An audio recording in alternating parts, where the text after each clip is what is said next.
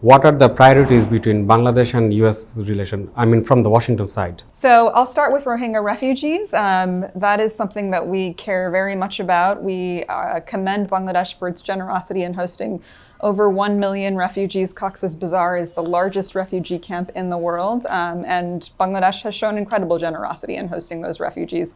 We in the United States have been by far the largest donor to the Rohingya refugee crisis. We've provided over $2 billion to date.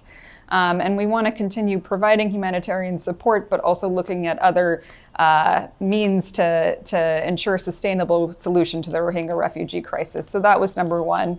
On economic growth, the U.S. is one of the largest foreign direct investors in Bangladesh. We're also the largest export market for Bangladesh. So there are tremendous opportunities to continue to build economic growth between our two countries, particularly if we address some regulatory barriers, such as challenges that companies have repatriating profits, et cetera.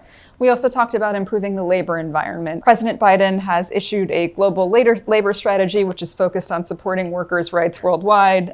So in Bangladesh, as in everywhere around the world, we are focused on advancing labor. We talked about defense and security cooperation. I got into that a bit earlier. I don't need to repeat myself, but again, that's the host of issues that we discussed. What is your take on the recent development in Rakhine State in Myanmar?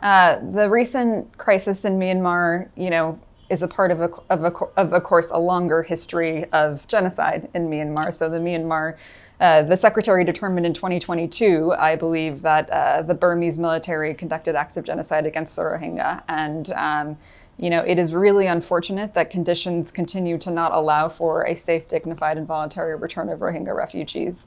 That said, we are committed to supporting the Rohingya refugees in Bangladesh. We are committed to providing them with humanitarian assistance and enabling the government of Bangladesh to continue with its generosity in hosting these refugee communities. My last question on Myanmar, you know about the situation over there, and how can USA actually can help, to stable the Myanmar?